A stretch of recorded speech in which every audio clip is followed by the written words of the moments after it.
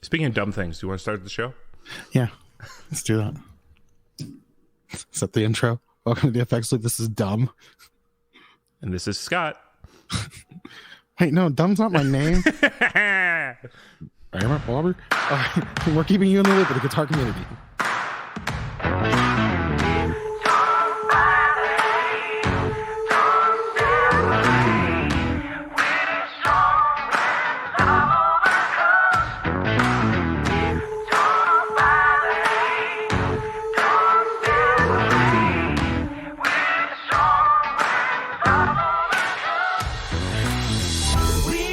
I just did a mustache twirling laugh there. Yeah. All right, Boris. Is that the... I'm thinking of like a Hanna-Barbera guy. I'm trying to remember who his name is. Yeah, I was just going with Boris from Rocky and Bullwinkle. Boris and was it Natasha? Mm-hmm. I never really watched Rocky and Bullwinkle that much. It was on. I just don't remember any of it. Yeah. You know what I have been watching a lot lately, though? My sister gave me her password to Paramount Plus.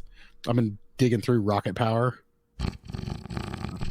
We are riders on a... And then you're watching the show and you're like, oh, this was kind of cool. And then you're like, oh, wait, this is kind of dumb, too. Have you caught up on all the South Park specials they did? I don't watch South Park that much. They lost me after Bigger, Longer, Uncut. Wow. Yes, I know. That's a while ago. I know. Yes. That's when they got all political. It was I don't know. It was like whenever I feel like it's really bad if I watch it and go, okay, this is just disgusting humor. You know what I mean? And like, it wasn't that I hated it. It just wasn't for me. Yeah. They kind of went in another direction, but they definitely hit that level of disgusting once in a while still. Yeah. I mean, I don't know. Nothing against South Park. I love Trey Parker and Matt Stone stuff. I mean, Basketball is one of my favorite movies. Dude, two guys at the concert yesterday were walking around in Beers jerseys. Oh, that's cool. Yeah, like legit ones, like nice ones, like button up and stuff. Really? I want to get Beers style jerseys, and I'm going to get Average Joe jerseys. When we played beer pong in college, I almost said high school. I never drank in high school, but in college when we were playing beer pong, I'd always be Steve Perry. Steve Perry. I said no more Journey Psychos. You should go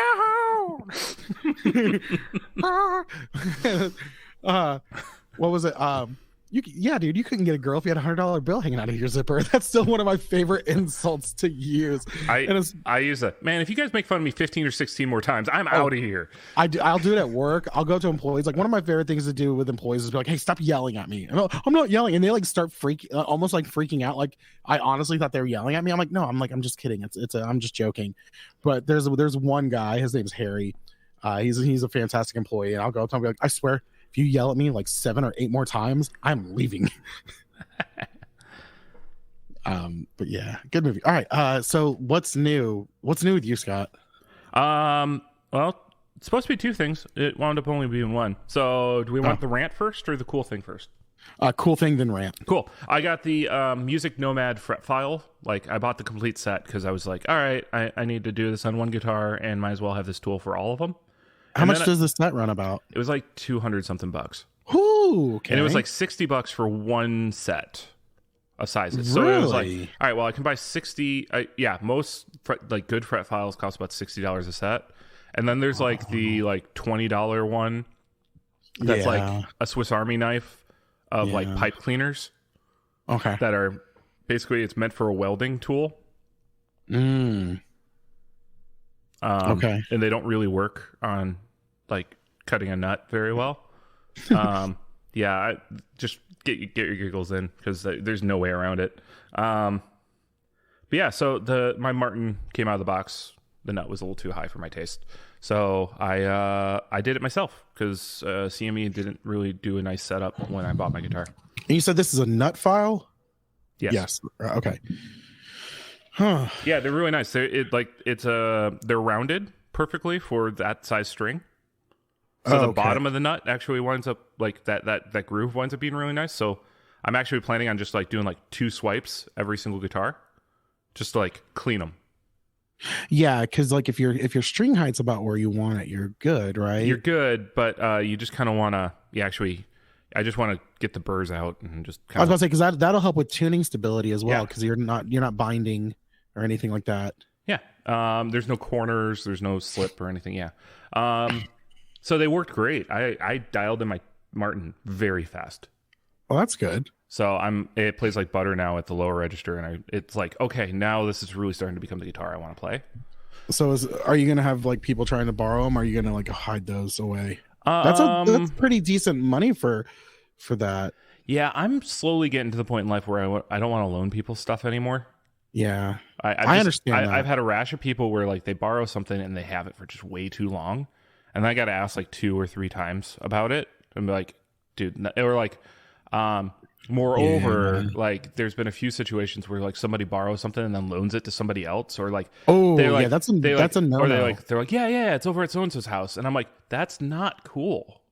Yeah, if it's not my property, I don't loan it out without checking with the proper owner. That's just a like common courtesy. That's a respect thing, like, and that's good. But like, some people just aren't that way, man.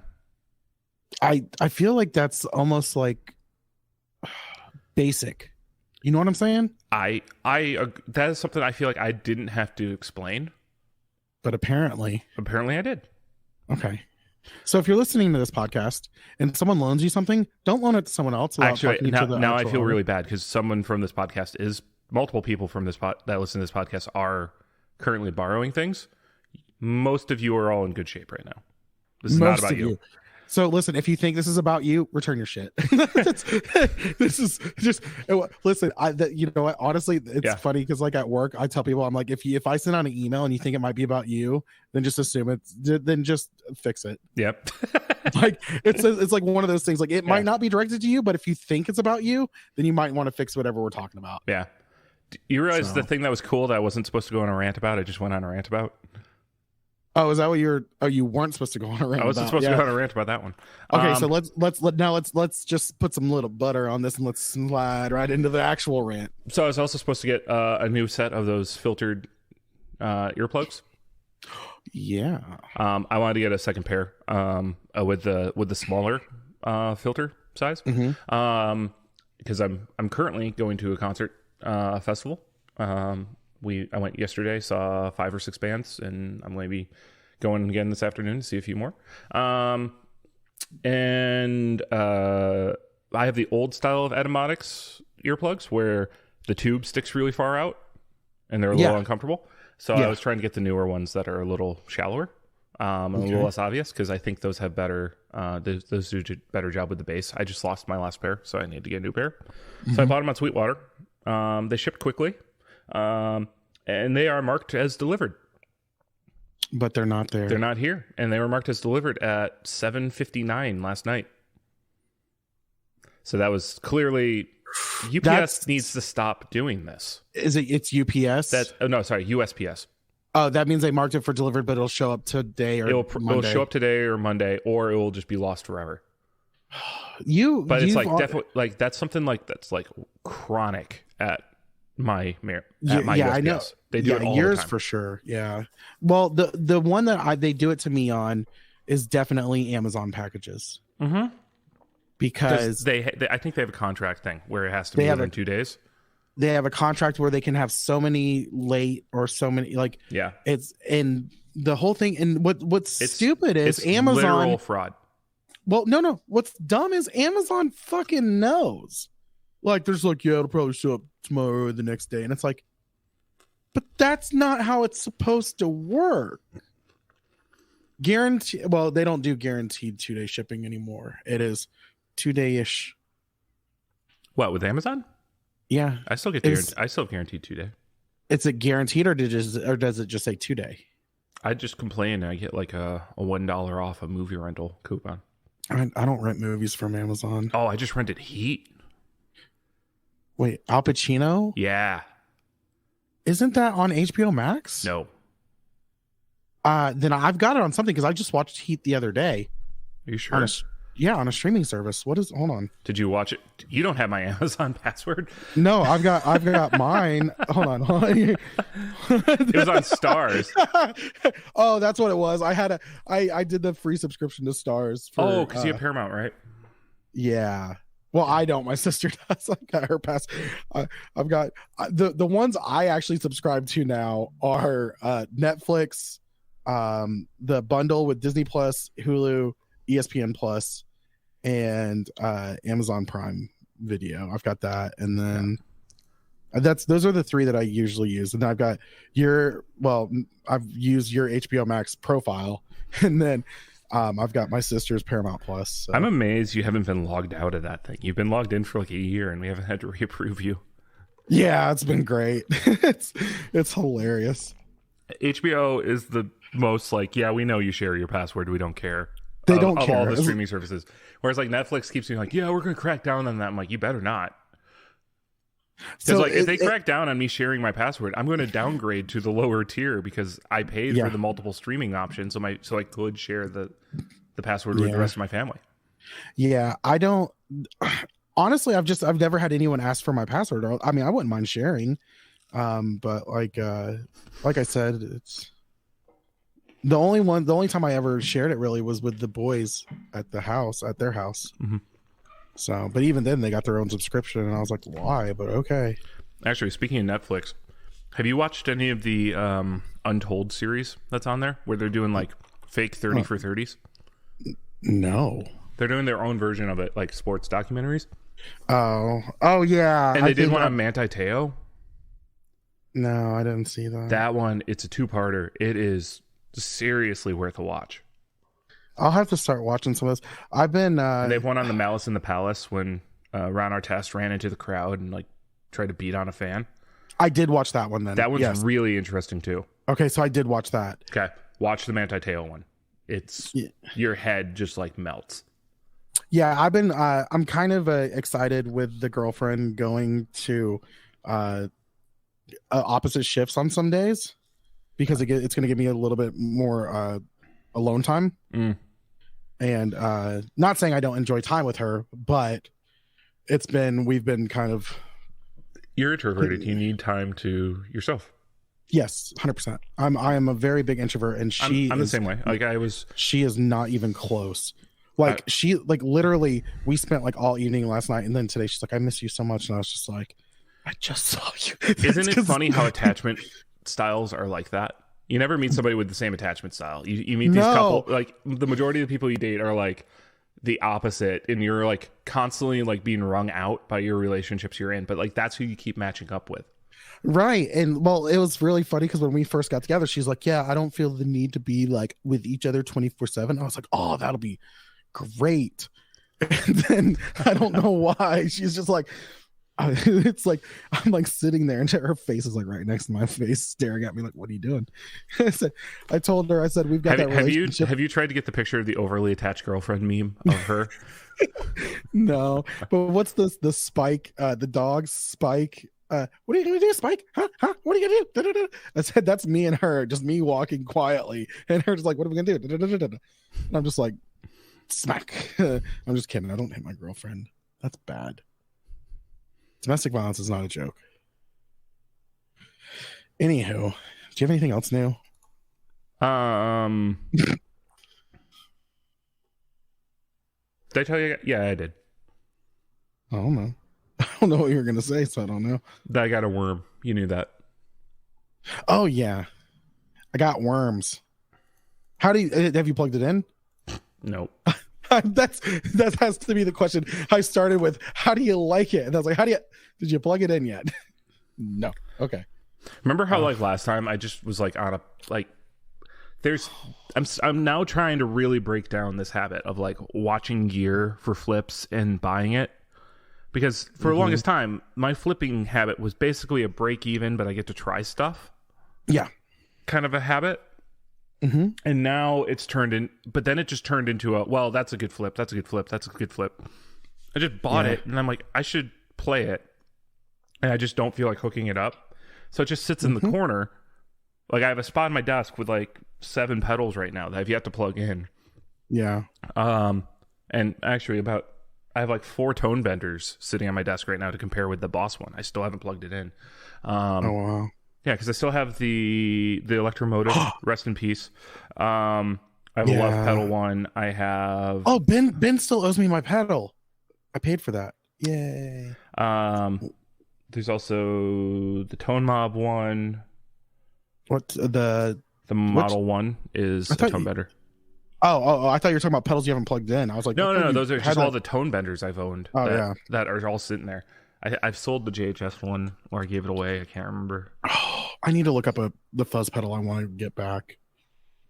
I want the Eric Johnson fuzz face again. Oh yeah, the mini one. No, it is a big boy. Oh, it's a big boy. But it has probably been one of my favorite fuzz pedals. It was one that whenever I sold it, I really regretted it. But I flipped it at that point. Oh Jesus, take the wheel. Never mind. I regret. Just set up a watch and just wait. $350 is the cheapest one. Yeah. I don't even know what noise just came out of my mouth, but yeah. Wow. That expression didn't work right. I need more coffee. Nope. But it looks like the prices keep dropping. $150 drop, $100 drop. There's a lot of drops. I'm sure I could probably offer $250 and maybe someone would take it. I bought it the one I bought originally was like $180. What's that website? It's like X Trade or something like that for shoes. Oh, I don't type in any website that starts with X. when that history starts filling out. They also do graphics cards on it, so that's how I know about it. StockX. Yeah. Okay. So StockX is a thing where people can announce they're selling it at a price, and people can say, "I will buy it at this price." Okay. And so everyone selling it can see all the open bids, and just go, "Oh yeah, I'll grab that one." Okay, yeah, I'll grab that one. So it's kind of like a little less back and forth than like the Reverb offers. It sounds more like it's the opposite of Reverb. It's like instead of saying, "Hey, I'm selling it for this much," everyone's like, "Hey, if someone sells this, I'll buy it for this much." Yeah. And someone who's selling it can just be like, "Hey, I'll sell this to you." Yeah. Yeah. So for example, I built my computer a year and a half ago, 2 years ago. I put a kind of cheaper graphics card in it because at the time graphics cards were ridiculous. I wasn't gaming too hard on it, and so I was like, all right. So I have a disproportionately like crazy strong CPU and not a great GPU in it. Okay. And I've just been slowly watching, trying to get. I don't know if you know this, but graphics cards have just been insane for like the last couple of years with the cryptocurrency and the chip shortage and all that stuff. They're dropping like crazy right now, and a new generation is about to hit the market. So I'm just kind of watching, waiting to jump on something and finally get one. StockX is one of them. So I'm looking at this AMD Radeon, right? So it says right now they're $650 new, usually. Ooh. So you can buy for $604 right now. Okay. But you can also see. Oh shoot! Last night I was on my iPad looking at these, so I had different buttons. But you can see like the available bids, and so like one dude's like, "Yeah, I'll buy one for $280," but like most people are like, "Yeah, if you come down to $550, I'm there." Yeah. And then other people are like, "I want $650, I want $700, I want that." So you have all those people listing all their stuff. So if the market goes one way or the other. You know, like how some people like overprice their stuff on Reverb by like $50 or $100 in case like something suddenly surges, and that's when they'll suddenly sell it, but they're not really trying to sell their stuff. Right. Like that's like Adam Dolhanic pricing kind of idea where he's like everything I buy is listed for sale. Right. So yeah, they have that kind of a thing, but it doesn't make you do the back and forth and someone. What the heck, man? This isn't worth blah, blah, blah, blah, blah, messaging and all that dumb stuff. It's just like straightforward. It's just like, buy it, don't buy it, whatever. Yeah. Pedals. Maybe we should start putting pedals on this thing.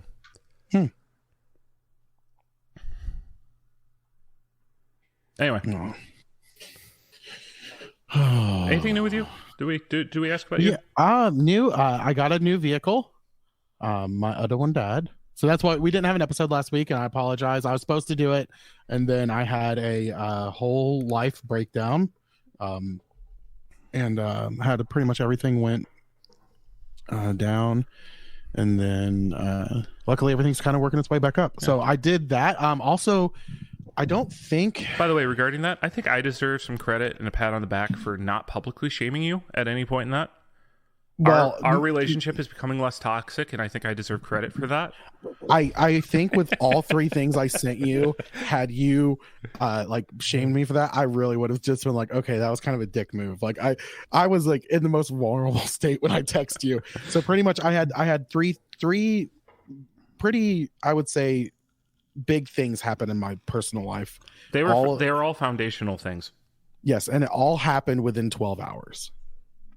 I lost pretty much like three things were like lost, and it was just kind of crazy. But you had a country western song every day. Yeah, I really did. Like lost your dog, lost your truck, lost your job. But it wasn't you losing your job, but yeah. A job was lost in my household. Lost my dog, lost my truck. But anywho, I did get the Alexander pedals, Radical Delay DX. Oh, where'd you get that? I traded that. God bless. Who did I trade that with? Was it someone in our group? You've been doing a lot of that. Oh, with Will. Yeah. I traded with Will. More Will trades. Yeah, there was one of those. He got my Benford 6100. So we did that straight trade. And then I traded my Whirlybird to Philip Carter from the 40 Watt podcast for his native audio Midnight V1. Did you get that back yet? What do you mean? Did you get the Midnight? Yeah. No, I've had it. Have you learned the trick about it? Which trick? If you hold buttons when you power it on, it can go into a preset mode. The V1? Yeah. You should find the manual for the V1. Hold on 1 second. Actually, does Mike still listen to our show? Mike, if you're listening to this, please post in the group about what the hidden features of the Midnight It did V1 not are. come with the manual, so I'll look up the manual online. That's really cool. I'm really excited because native audio, Mike. I've always loved his pedals. They look fantastic. Yeah, we were really early on the. I don't want to be like, hey, we discovered them. You were. Well, I met him at a guitar show, like really early on. Was it in Chicago? Yeah, it was in Chicago. He came up to it because he's an Ohio boy. But right. he's tight with the Guitar Knobs guys, the Guitar Knobs podcast. Right. And so he was on their show a few times that I didn't realize. And then, so he was up there and Todd was up there, if I remember right. Because Guitar Knobs came up to the show. And if I remember, he was right next to Whale Hazard guitars too, which is another just sweet brand. Of Chicago guitar shows, actually, that one wound up being way cooler than I gave it credit for. But yeah, I met Mike, and the Midnight was the one that like really kind of blew me away. Yeah, it's phenomenal. I'm a phaser guy, so, and it also does kind of like the vibrato thing. And so I have 2 phasers on my board, which is pretty much in line. I also finally put my entire board together, wired up and everything, on my Temple audio board. So that board is so massive. It is, but I love that I've got room to move things around as needed. Yeah, you're not tap dancing quite the same way I am. Right. With my big board, whereas like I need to be like I can't wear certain shoes. Right. And you know, we both have larger feet, and I've always had an issue with that. I decided I'd get the bigger board so I don't have to worry about that. But yeah, I've got my board wired up completely with the stomp on it. I'm happy I did that. It's been years? A couple years at least. Yeah. That since I've had an actual good big board put together. Did you get a Morningstar too? No, I don't. That was Phillips. I got the Morningstar, right? Yeah. I don't know if I'm going to do the Morningstar because I feel like at some point I might move. It's just the stomp that you need it for, at which point you got the analog thing for it. So, well, I could use the Decibel 11 loop expander for some of the analog pedals if I wanted to. Oh yeah. If I wanted to. But the problem is I don't want to program the I know that it's easy with everything, but the thing is I've got the two external switches that I use for preset jump up and down on the stomp. Yeah. And then I'm pretty much moving to where a lot of my modulation and overdrive is on my board, and the only thing I'm using the stomp for is basic amp, IR, and some modulation. Reverb is one of them. So I've got two switches, and then I've got tap tempo on that. If I use the delay on there, I've got it. It's a very hybrid board, and so I feel like the Morningstar would be a little overkill. Yeah, it would be, definitely. So, well, speaking of overkill, our what's new has turned into a whole topic. So should we speed run the news today, because we've got 2 weeks to catch up on? Oh gosh, I didn't scroll down. Yeah. That's all right. So for this week, I'm giving us both 2 skips.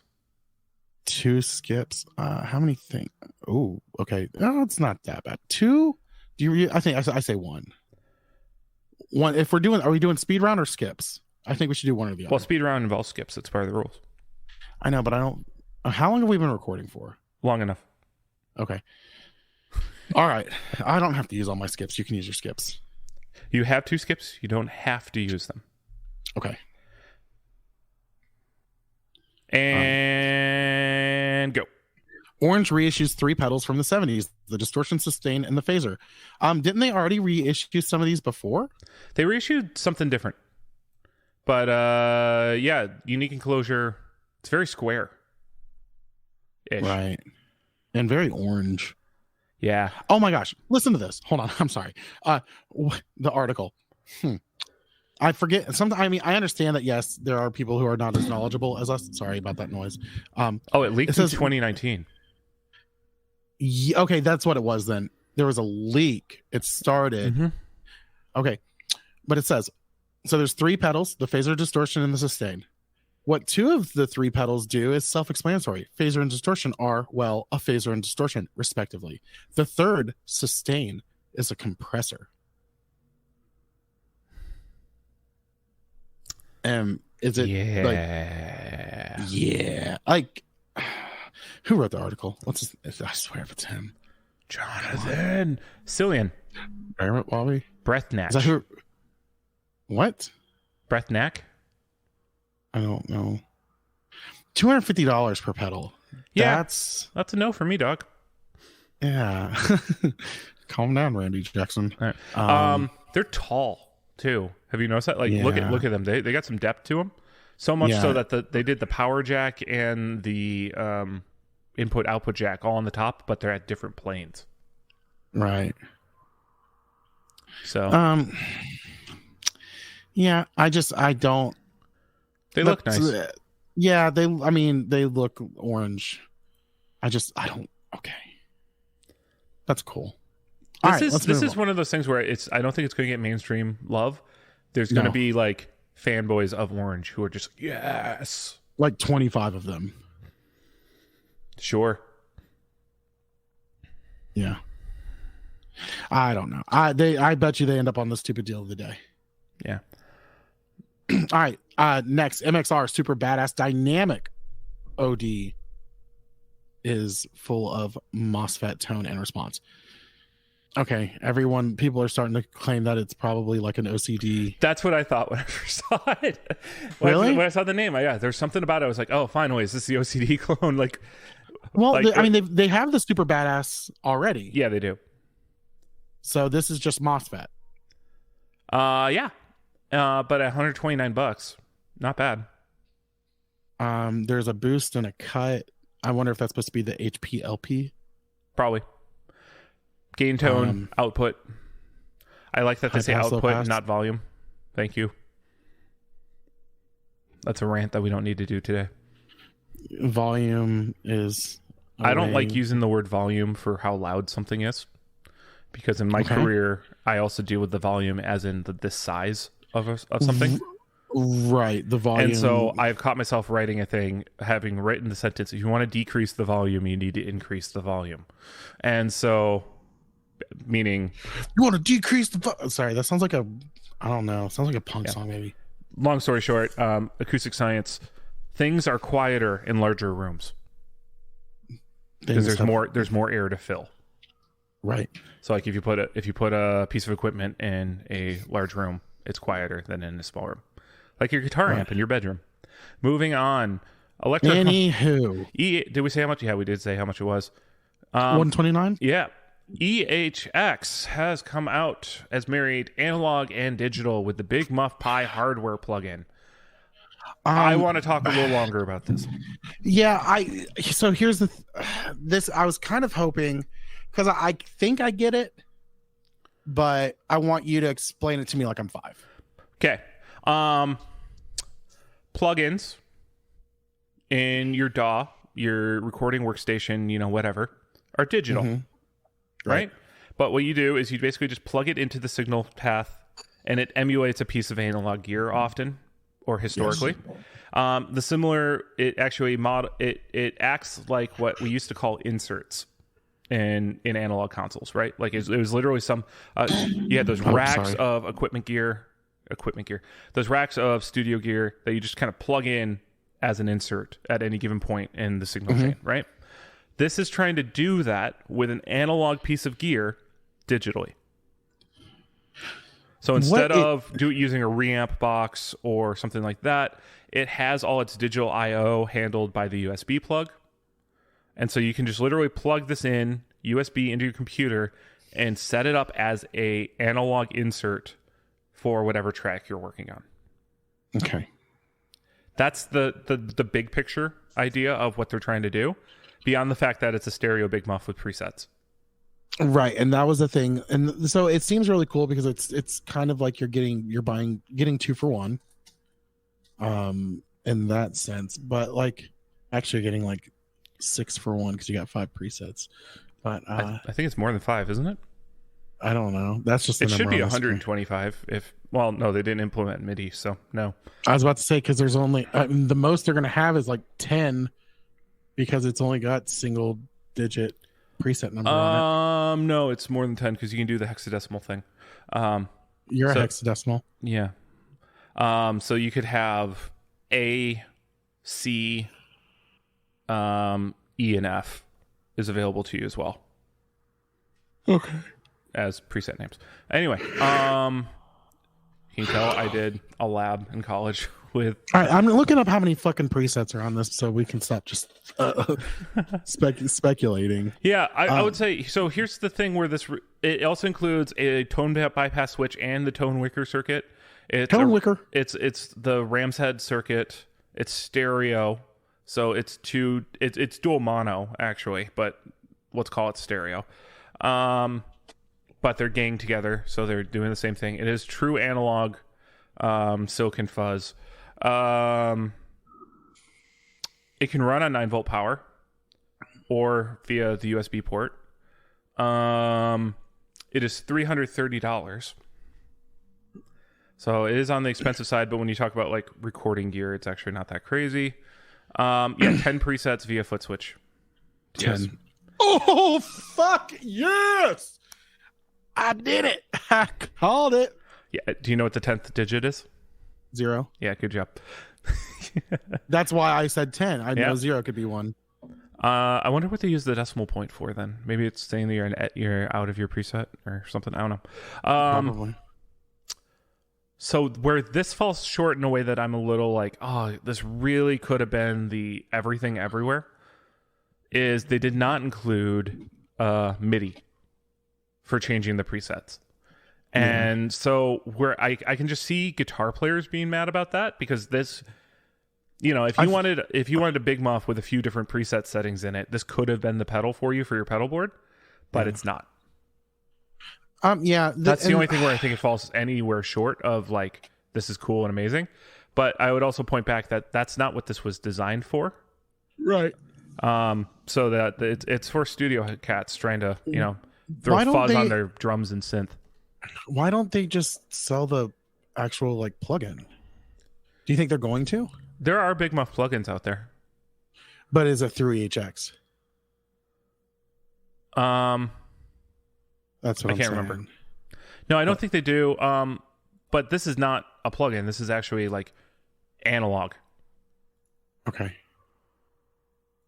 So the audio routes through the pedal and comes back Physically, yes. physically. Okay. Yeah. Okay. So there's that makes more sense. it's actually literally an audio interface. Okay. Right. And that's another thing too. Can it be used as an audio interface? Yes. Okay. But what's also weird is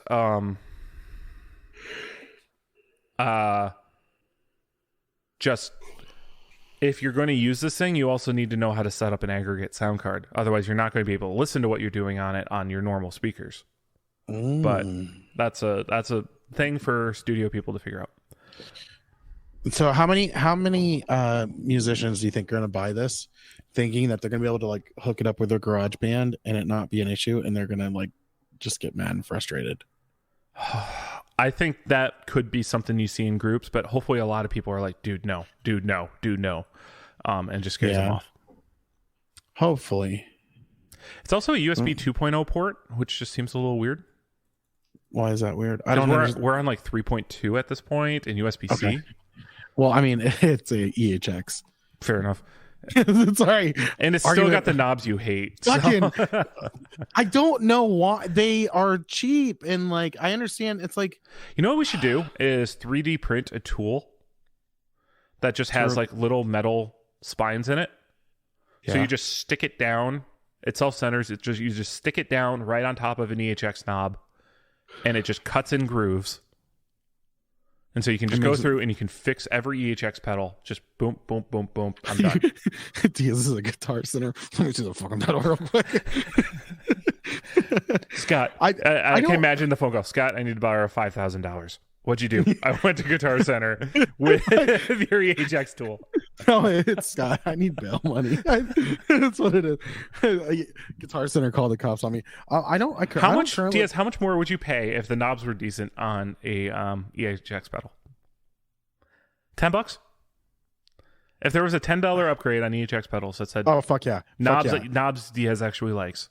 Yes, yeah, I'd pay it every time. This is.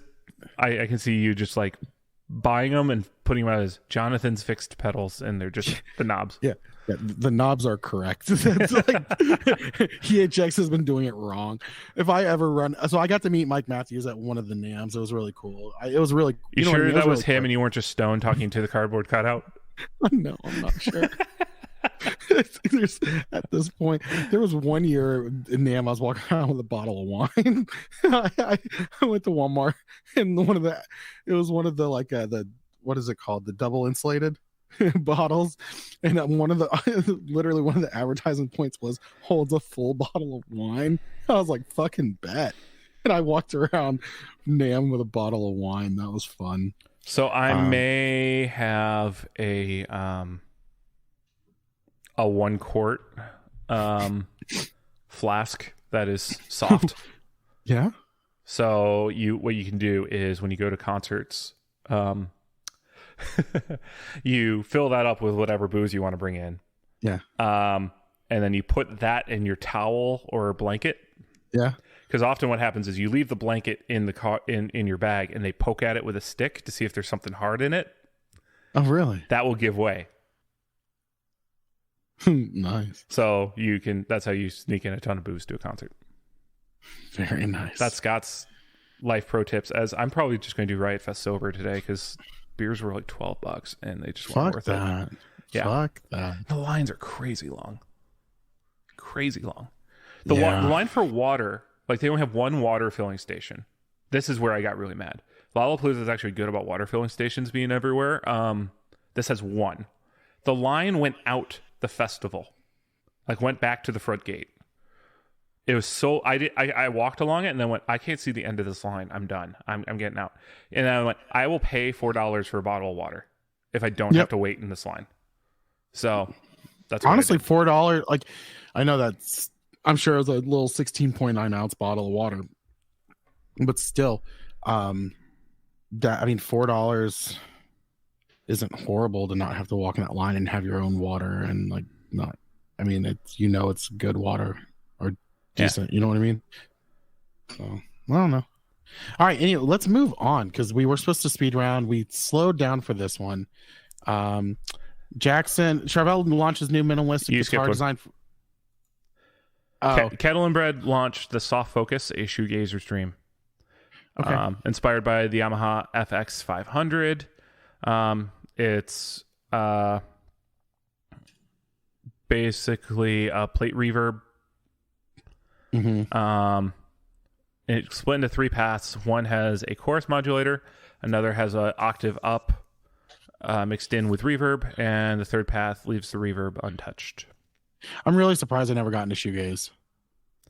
As much as I love did you like the Smashing Pumpkins album where they tried to do shoegaze?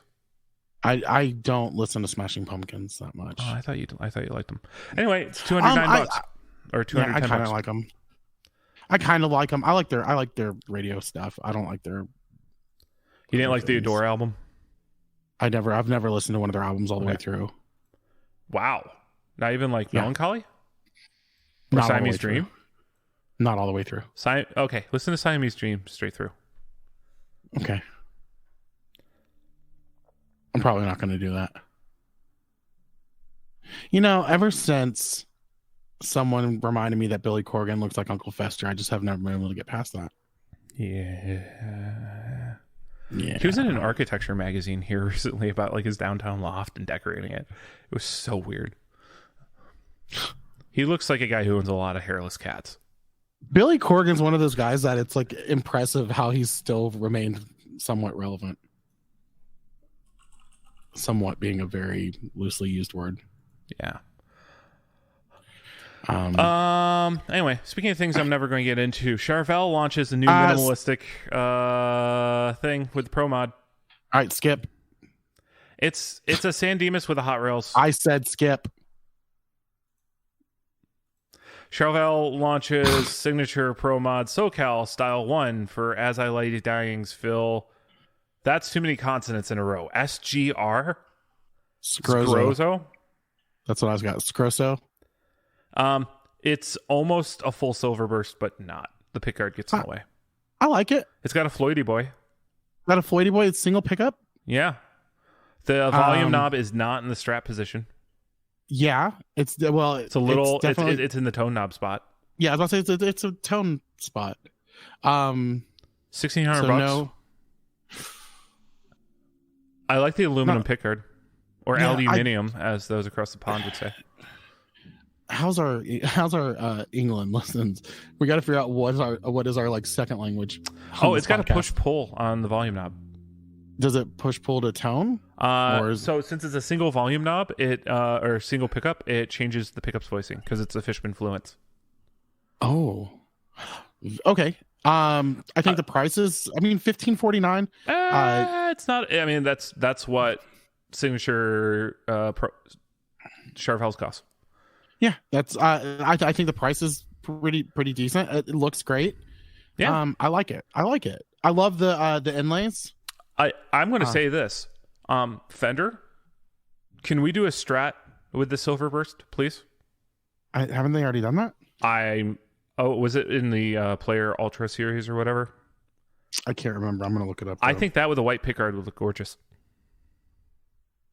In a traditional Strat. They've got Fender Player Plus Stratocaster right now. That's Silver Burst. They've got an American Ultra Lux Silver Burst. But that's a different Silver Burst, isn't it? The Lux looks a little aged. Floyd Rose Maple. It's a much lighter Silver Burst on the Player Plus. Much lighter. That's a silver with a black edge. The Charvel is like a progressive Silver Burst. So okay, I understand what you're saying. I don't want the conservative one. I want the progressive one. I think that you just will be whatever you want to be, as long as you don't. I think we need to make Fender great again. That's all I'm just trying to say. Moving on. Manson launches 2 new limited run Matt Bellamy signature guitars, including a cheaper DeLorean replica. Yes. Both UK built. You have the DL2 and the MB2.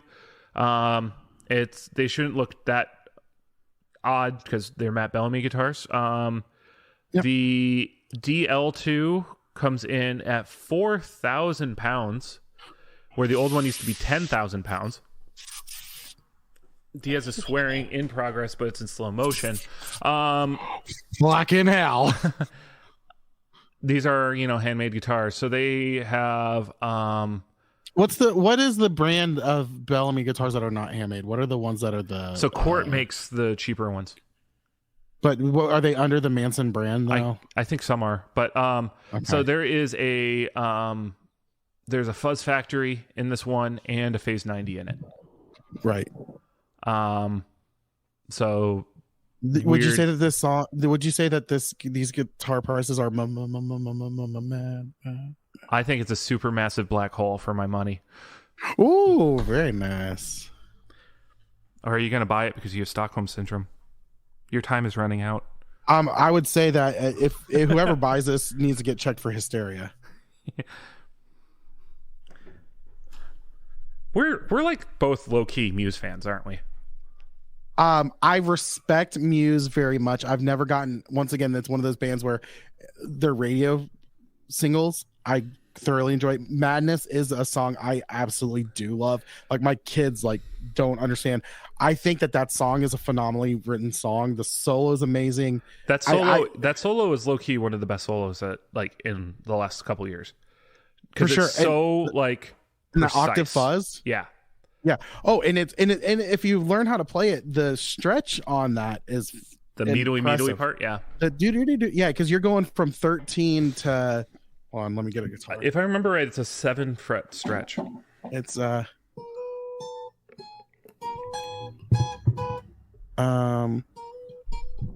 worry, we're not going to get a copyright flag based on how you're playing that. No. Well, while you're figuring that out, let's talk about just quickly. Yeah, it's about 7 frets. The MB2 is the one I'm like, oh my gosh, they're finally releasing something like this, because it has a Chaos pad in it. Well, it's a MIDI controller for a Chaos pad or a lamp. Right. I do. This is the Matt Bellamy guitar I've been waiting to see. Hold on, really quick. I'm gonna do this.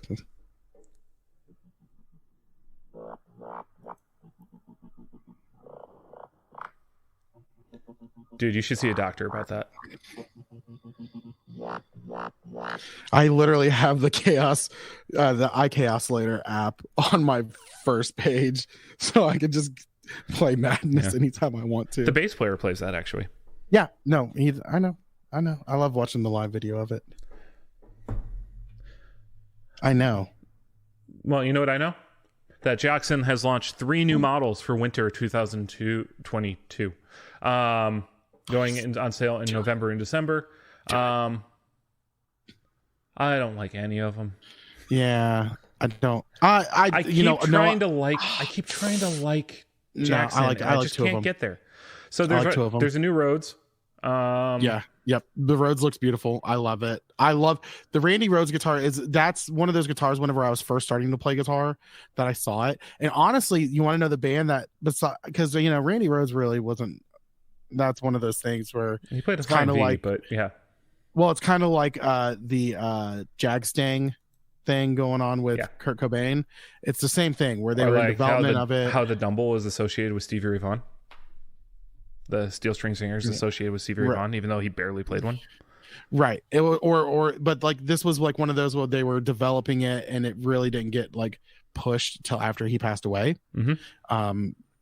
So the cool thing is that or that was the thing, but the band I saw that was playing one that made me fall in love with it for real was actually Trans-Siberian Orchestra. Another band I can't get into. Just can't do it. I tried. Why do you hate Jesus and Christmas so much? Why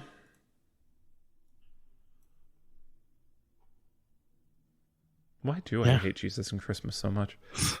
I don't, because that Jackson has a 7-string. I like the 7-string as well. I like 2 of these. I don't hate Jackson. But Jackson is definitely one of those brands though that their lower end is very much low end and the higher end stuff is where you get good quality. There are very few of their low end stuff do you actually get a good quality on it. So you've got the You've got the Josh Smith Soloist SL7 ET. So I'm guessing that's the 7-string kind of. What is that? Is that like a super strat style? Yeah, 7-string super strat style. With a humbucker and a single coil, and then the Rainy Roads, and then there's the pointy thing. Mm-hmm. I don't like the pointy thing. Who is that? Rob Cat? Oh, Death Angel model. No, we're good. All right, I'm going to change the order a little bit just because we're on the topic. There's also Soloist. Mad.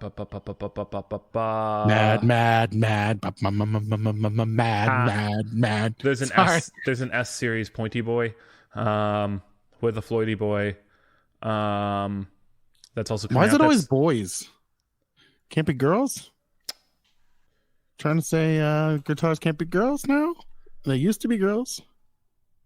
Just, trying not trying to objectify women over here. And don't objectify boys. Oh, I'm sorry. That sounded really bad. So we're not going to. I apologize. That did not. Let's move forward. There's a line. We've crossed it. Listen, I happened to see the line whenever I was walking right over it. I'm really sorry. It was one of those moments where you like tripped, but you kept walking, and you're like, and now you're way too far into what you're doing. I tried to stick the landing, but I scraped up my elbow and my hand on the way down. His feet weren't together. He sucks at this. Yeah, it's 100%. It was just really bad. It was kind of like shooting the ball at basketball. Whenever he just goes and falls right down, that's what happened.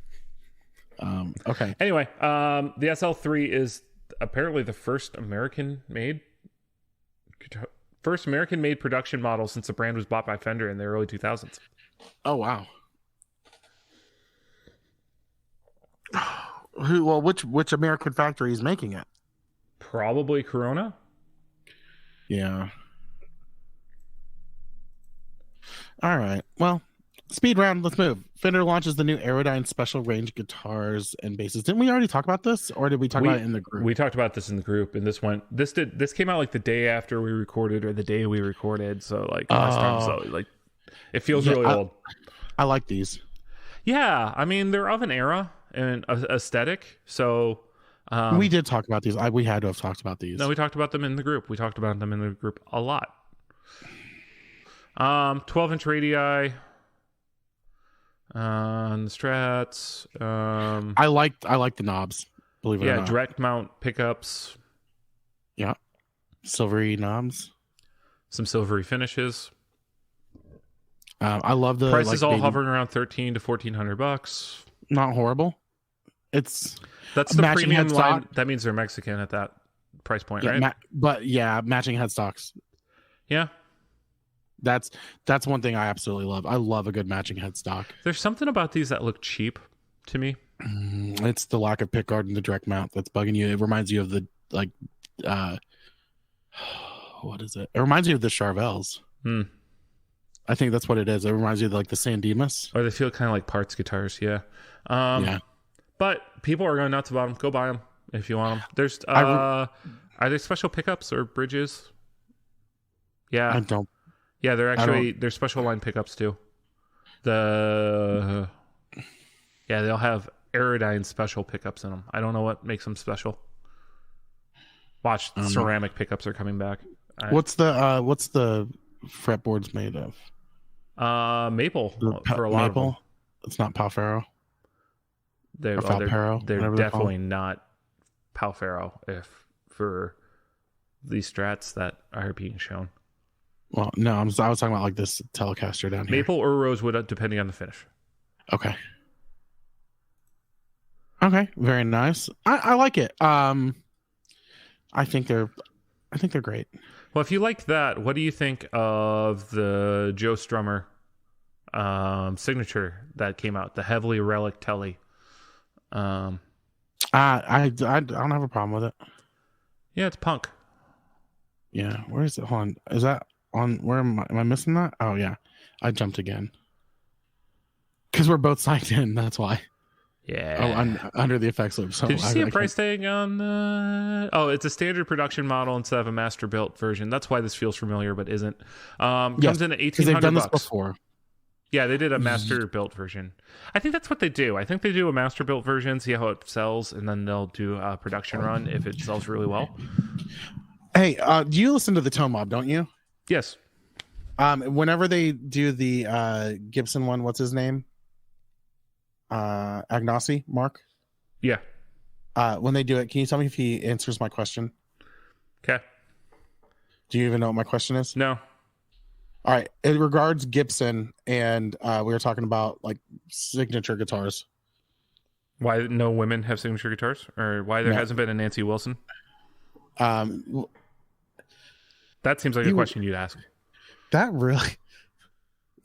really is a question I would ask. That's not the question I asked. Actually, I do know a little bit that Gibson actually didn't Nancy Wilson have a like a Nighthawk? I believe so. So Joan Jett gets a few too. It was more. Why don't they do a Dave Grohl reissue like line? Mm-hmm. That's affordable, especially seeing as he's like I would say he's one of the most iconic living rock stars right now. I mean, he really is known, well-rounded. And then part 2 was, if you want us to play authentic, why are you making it harder? Why not give the people what they want?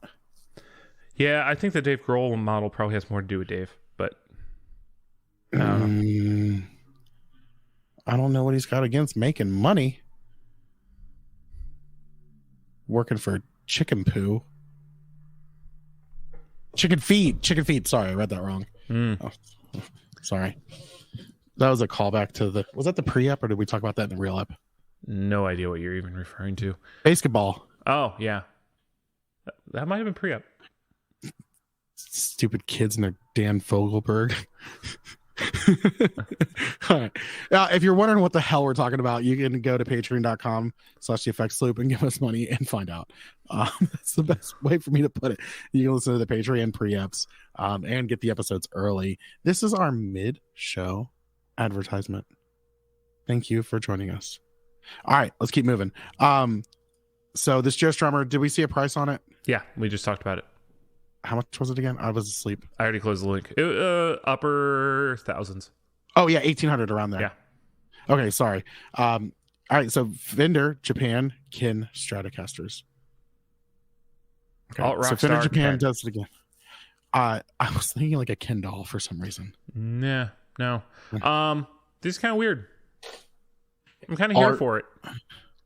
The white one particularly. There's some interesting little things going on in that. I do like the white and gold. Do you also notice the direct mount pickups, even though there's a pickguard? That's interesting. Yeah, that's a little interesting. I like the way they did the arm contour shave. It's actually really clean, and it works with the gold hardware really well. Actually, it's a gold accent. That's what I was about to say. Is it gold? It looks gold to me. It's gold. He painted his gold. You don't see a lot of white and gold, and it works. I feel like the white and gold can be seen as gaudy. Yes, but it's gaudy in a fashionable way. That's very true. Like if you're, I think Kanye ruined it. If you're wearing like a Prada T-shirt, this fits your vibe. If you own this, you've seen an episode of Keeping Up with the Kardashians. Okay, and then there's this other one, which is kind of a like paisley. It reminds me of like, do you remember the cartoon movie Hercules? This looks like the weird blanket stoners get to put over windows. And this really looks like some of the cartoon artwork from Hercules. What is it, like 1996 Disney animated film? Couldn't tell you there. It really does. It looks like the beginning whenever they do the tapestry and the muses. Is it muses? Mises? Mises? Moses? The Moses was singing. Yeah. And that's what it looks like. It looks like a good. It really looks like a cartoonish tapestry. Yeah. What do you think about them costing $16,000? Go fuck yourself, Fender. The white one costs $2,700. That one's more doable. Oh, $2,700 is not horrible. Yeah. It's not great for Fender. Well, it's Fender Japan though. Like that's up there for Fender Japan. It is. But Fender Mexico's getting up there, so Fender Japan's getting up there too. Yeah, I haven't checked how well the yen's doing. So Yeah, I'm not tracking it in my app and your investments portfolio. Anyway, let's keep moving. Martin Guitar launches the OOOJR-10E Shawn Mendes Custom Signature Edition Acoustic. okay, cool. It's a triple O. Okay, cool. It's comes with a gig $800 bag that uses recycled ocean plastic. Is fully FSC certified woods. It's a 14 compact. It's a triple O junior, actually, not a triple O. Laser etched swallow design on each wing of the bridge, inspired by one of his tattoos. Sample of his lyrics has been laser etched somewhere inside the guitar, probably in the cavity. Yeah.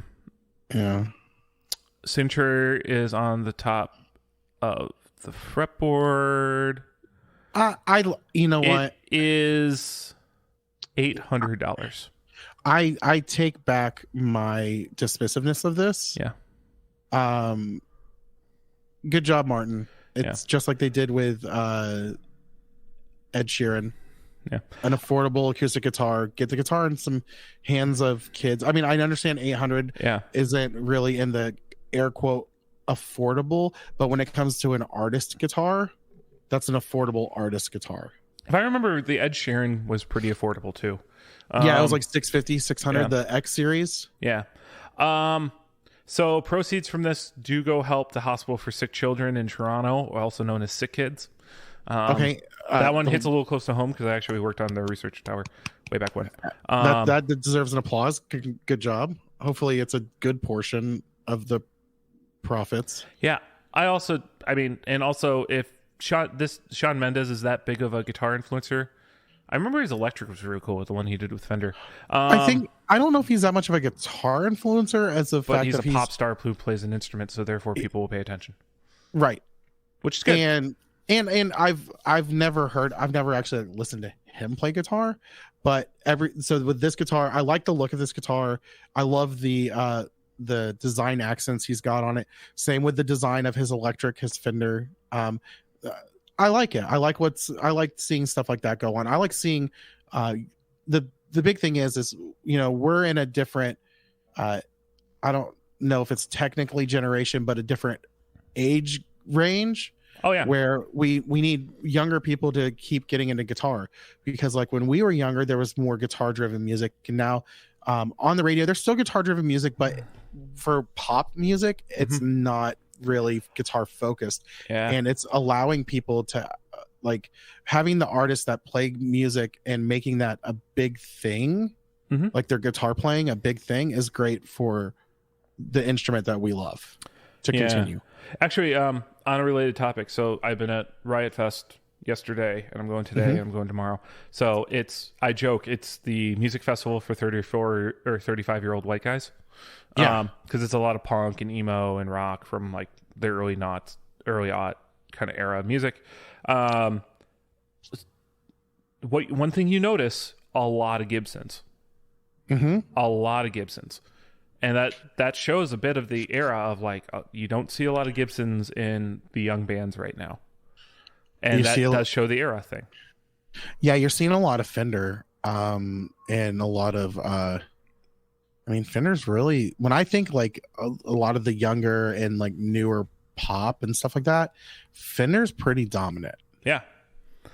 So I also think Gibson's about to make if Gibson used prices would come down to reality, you'd see that be the new thing from this is the nice guitar I can afford. But that's what Fenders have been for a while. So I feel like the thing about Fenders is everyone talks about like the blues lawyers and rock doctors and all that or whatever. I feel like Fender used to kind of be like the old guy, like your grandpa thing, and then it's almost reinvented itself and made itself more mainstream. And even though they haven't changed much on their designs, they've kept themselves relevant to the younger generation and made it where they became relevant to the younger generation. Whereas Gibson is kind of still sticking to the people. I would say we are on the lower end of that age range, the very lower end. Maybe. and moving up into people into their like 60s and so. Yeah. Anyway, it was just an observation of like, I hadn't seen Gibsons in a while, and then like I see bands that are like were big when I was in high school. A lot of Gibsons. Yeah.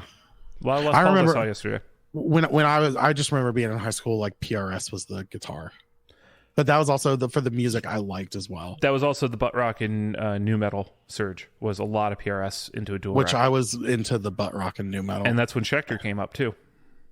Yeah, the revised Schecter. Yeah. Anyway, D'Angelico Guitars has launched its first signature acoustic with Josh Turner, limited to 50 pieces. The headstock doesn't suck. Yeah, the headstock doesn't suck. I don't see a price tag on it. Oh, only $800. Really? Why is there only 50 of them? What? Yeah. Exclusively in the U.S., hand signed and numbered by Turner himself. Weird. Out of stock, no surprise. But what the fuck? Real like they make a guitar that like I would actually look into this guitar, and it's the one that top back and fretboard binding, a nice rosette, and headstock binding. I mean, this is a premiumly appointed foreign made guitar. Yeah, I don't know why. I really don't. It has a 3-piece piezo pickup from Journey Tech without a preamp. But why? Well, that's cheap. Okay. I feel like D'Angelico just doesn't fucking get it. Well, because they have other versions of the Excel. So there's like the Excel Gramercy, there's the Lexington, there's the Tammany, and they actually get more expensive too. I've actually never seen a D'Angelico acoustic. I'd be curious if it's any good, or how's it stack up against its competition. But like, you don't even have to put this on Stupid Deal of the Day, and I would have like looked contemplated at it, purchasing. Yeah, but at the same time, like a Road King or Recording King gets into that price point, and you don't look twice at it. So. Speaking of not looking twice at something, Black Star unveils the world's lightest 2x12 combo with the new St. James. Skip. Okay. Fender extends Tone Master range Princeton reverb combo. Skip. It's lighter weight. Sounds the same. It's a 10-inch speaker on the Deluxe. Enjoy. Bonds launches the my connection's not right. Newly expanded GAFC-EX foot controller to supercharge its Katana to Mark II amp range. Okay. Cool. Diaz, I'm thinking of a word that starts with ski and ends with ip. Can you say it real quick? I was the one who was like, well, we should just have like one. Yeah, I know. I know, and I'm already out of it. Yeah. $150. For the foot switch? Yeah. Isn't that half the price of the amp? Yeah. Well, if you do the 50, yeah, this one's meant for the 100, but yeah. Okay. Because there's like the multi-channel stuff. Okay. I don't feel like we need to skip it. I feel like we just need to. We said the price. Express range on that one. Yeah. Okay. All right. Fender releases range of all new accessories in winter 2022 collection. Skip. Good for them. They made their heads. So Fender has one of the best headstock tuners I actually really like. It's their little bullet one because it just disappears on the guitar. I got it in the Premier Guitar stocking. And anytime I use it, like I leave it in my acoustic case, and whenever I use it, people are like, "Oh, that's a really compact one. I like." I don't think that's the same size the one that we're looking at, though. This one is like the size of the Reverb ones. Yes. Not impressed. Not interested. Thank you. Almost like we should have skipped it. Yeah. Because someone decided to say skip, and the other person was just like, "We're not going to skip it." Look, I had opinions, Diaz, and I'm entitled to voice them on my podcast. Yeah. All right. Boom. What? Apogee releases entry-level USB audio interface with built-in DSP effects.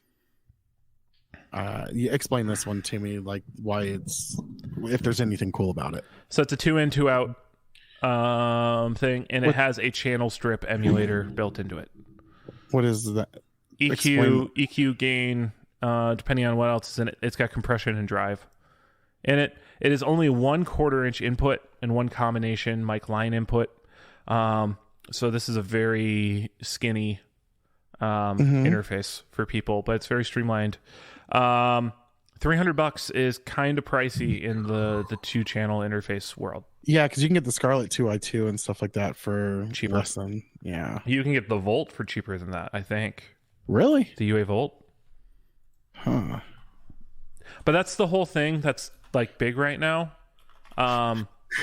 Is if you look at the way the market's going, a lot of people don't want more than 2 or 3 channels. Yeah, the Volt is $370. Okay. For the 4-channel, and the 1-channel Sweetwater's not loading quickly. The 176 is $250. Well, the thing is that not a lot. I mean, so many people. Not a lot of people are needing to record that many channels at one time, unless you're doing drums. It's the whole channel strip thing is like what a lot of these interfaces are redoing. Because what a lot of people found out was they sound like crap, like the recorder, and they want the sweetening that a channel strip does. And for whatever reason, people aren't using the plugins. They want it done in the interface. Right. Because there are SSL and things like that plugins that, like Waves and a bunch of folks. Universal Audios is one of the best. They've been out there, and so now they're trying to. So you've seen this now. SSL did their whole like vintage mode on their interfaces. Then the UA Volt came out with some analog sweetening and like I think optical compression built in. So as you're recording, it's better, which probably helps you just feel like you're recording better. But yeah, it's just that for home use. That's really what these things are. And that's the rage. And so Apogee's coming up with them. I will say Apogee Duet is still, in my opinion, the best sounding interface. Like their D-to-A converters was one of the best back in the day with the Duet. I don't know if the market's kind of caught up with them or not, but that was a massive selling point of those things for a while. Yeah. Oh, funny thing. So Will Hugh called me, and he was like, "Hey, bestie." He was like, he would like text me. He's like, "Hey, when you got him in, I got to ask you a question about. It's a pedal question." I was like, "All right, I got you." So I call him. He's like, "Hey, what's a good like? He's messing with the sampler, and he wants to run guitar directly into the sampler and sample that. And he was like wanting to run he was asking about the Liverpool, the Tech 21 Liverpool. He was like, he wanted to run direct. And I was like, dude, don't you have native on your computer? He's like, yeah. I was like, why don't you just run native into the sampler? He was like, well, I don't know about routing it. I said, do you have it as a WAV file and then import the WAV file into your sampler? Not even that, dude. Not even that. I said, are you using an audio interface? He goes, yeah. I said, does it have a headphone out? He goes, yeah. I said, run your headphone out into the input on the sampler. And he goes, that's so simple it might work. I was like, yeah. I was like, don't worry, I'll find the easy. I said, it'll just take a cord. Just run the damn cord over there. It actually will work. Yep. Does it make you mad whenever you're like, you know a way you could probably route stuff, and I'm just like, just run a fucking cable in the most simple way possible. And so he's like, I'm just trying not to spend a lot of money. How about don't spend any money and just run native into it? So loads of fun. I thought you'd find that kind of funny. Apparently you don't. You don't care. You hate Will so much. Sorry, I'm watching an Instagram video of a guy driving like a Harley through a motorcycle obstacle course. Please tell me he eats it. No, he's like freaking owning this thing. Oh yeah. Oh, listen, you want to know the coolest? One of the best things is if you usually happens that like up where you're at, do they have car shows? Yeah, in the suburbs. Okay, so like if you go to car shows, and honestly, a lot of around in Florida it was really big. A lot of the sheriff's departments, because they have a lot of motorcycle cops, would do demonstrations, and you'd see these large Harleys doing like figure eights and scraping everything and staying upright, and it was just absolutely insane. It's probably close to what you're watching if it's an obstacle course. It was liked by Wrought Iron Effects, so it showed up in my feed. I'm sending it to you. Okay. I'm also like, so a while ago I wanted to get a motorcycle, and Really? now I'm convinced I can never pass the driver's exam. It's. I mean, I've got a motorcycle endorsement. I can ride a motorcycle. You have to do you have to do a course here and then pass a test. Yeah. And most people say you should borrow or find like a 250 to do it. So around here and down, they provide you with a motorcycle. Oh, they do? Okay. Yeah, you can find a course that provides you with a motorcycle, or you can bring your own, which is always a lot of fun whenever everyone rides their motorcycle to the class to get legally allowed to ride a motorcycle off the road. Well, here you can get a permit just by like showing up and signing your name, but you have to be riding with another licensed motorcycle rider. So basically, you can have a permit. No, you can just be riding next to them. Okay. Yeah, we don't have that. We don't go that far. Yeah. But we also just have so many potholes. Like I'm just going to eat it. Like Chicago, the roads suck too bad for me to go get a 600 and crotch rocket and have fun. So I've been kind of thinking about buying so like you can buy crotch rockets for pretty cheap. Yeah, like $4,000 to $5,000. No, even cheaper, 1,600. Oh yeah, but you're looking at something with like 50,000 miles already on it. No. Yeah. No, you can find like a 5-year-old Gixxer or a Ninja for like 1,600, 2,000. Really? They're just more common down here, I think, is the thing. Maybe because literally we're right near a place called the Tail of the Dragon. Yeah, so that's a good place to go ride. Right. So like that, and especially in the mountains and down in Florida, it's really popular to ride too. Because the good thing about down in Florida is there's it's long and flat. So that's another thing. Cruising down there is a lot of fun, and so I mean you can get one cheap down here. Like I'll be on Facebook Marketplace and I'll see a bike for like 1,200, and I'm just like, I could do that. That might not be a bad flip. Would just be go to the south, pick up a bunch of motorcycles, transport them back up, and sell them. That actually might not be a bad strategy. We could come up with something. I don't want to get into that market, but there's something to that. Yeah. Or what I'll do is just buy a bike down here, ride it up there, sell it, fly use down. That. Yeah, use that to fly back. Yeah, fly back, and then that's how I pay for my trip. I just buy a motorcycle here, and then go up there, hang out for a little bit, I sell it. I spend the money getting back. Never even register it. Yeah, it doesn't. There's a lot of times. I mean, I've actually bought a vehicle where I never registered it. Where I bought it and sold it so fast that there was no point in registering it. I didn't even retitle it. It literally skipped me on the title. Like down here, there's actually a spot on the title where you can like skip, like where it's like a fast sell. So it's kind of interesting. Anywho, well, that was a random way to end the show, because we're gonna end the show now, people. But you hold on. Don't turn away just yet, because I got to do that thing where I'm like, thank you everyone for listening. We appreciate all of our Patreon supporters. Go to patreon.com/theeffectsloop and you can become a supporter as well. We've got a lot of different tiers that you can sign up for that have different things. When Ben sends me the pedal, I'll send him his written letter. And I think, what is it, $10 or more, you get a handwritten letter from me? Yeah. Yeah, we're going to do that. So I'm still a big fan of the $20 tier. No one has signed up for it yet, but someone should. What is that one again? I just give them your phone number so they can they can FaceTime you whenever they want, at least once. I'll be doing Uber. I'm like, hey, how you doing? Oh my gosh! All right. I loved earlier in the week on the $5 tier. You can join our group chat. Yeah. And Philip did a group call in the group chat. Oh my gosh! And he picks it up, and me, Diaz, and Jason all pick it up, and we're all sitting on the couch in the same way. Be like, just holding it above our heads, yeah, like looking like, what's going on? And we're like all tired. Like it was like everyone was like the tell me you're 35 without telling me you're 35. Exactly. Well, I had sent Philip, where we did the trade, I sent Philip a pedal in a box that was NSFW.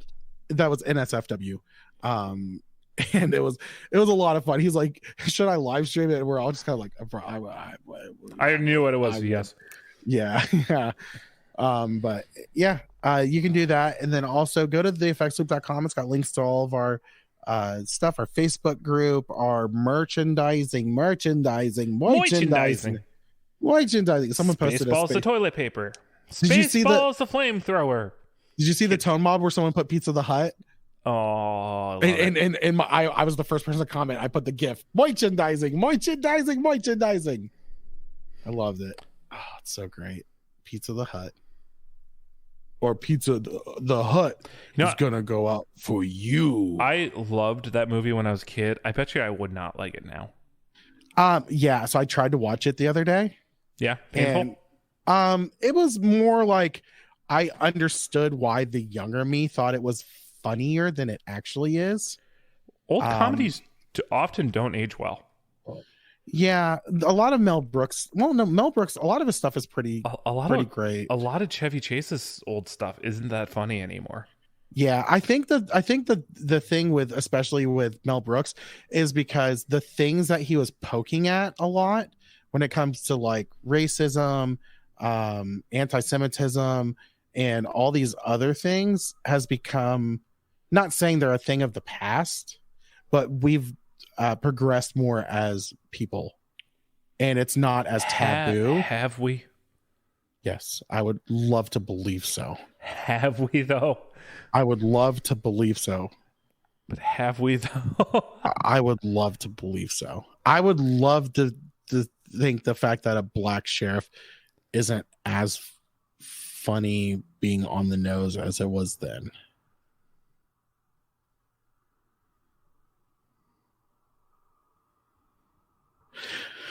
Well, with that, have a good week, everybody. Yeah. All right, guys. Bye. Bye. You already told him to have a good week. I was gonna tell him something. I was like, yeah, I don't even want to do that. Tell him something. Hang on in there. Go click. And you remember that time that Bobby Boucher came into the halftime and the Mud Dogs won the Bourbon Bowl? I don't know, man. Homeless woman make it. Yeah, that's cool. You like to see homeless naked? No, homeless woman make it. Yeah, man. That's whatever. No, home is where you make it. Everybody know that. I wish I knew that guy's name. He's in hilarious. Everything. He was freaking Sean Hunter's dad in Boy Meets World. Yeah. Like, that's when I see him, that's what I think of Did first. you watch Girls Meets World at all? I tried. Is it on Disney? Where is it? Yes, it was at Disney. I tried.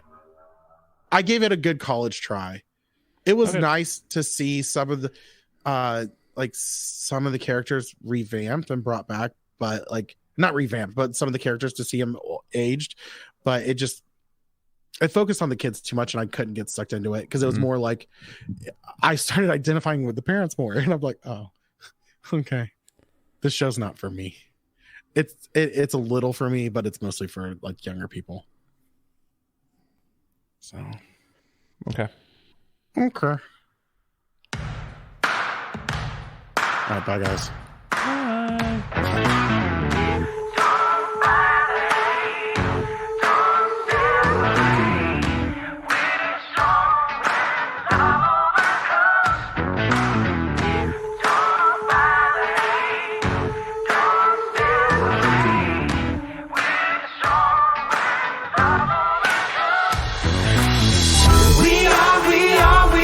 Strong.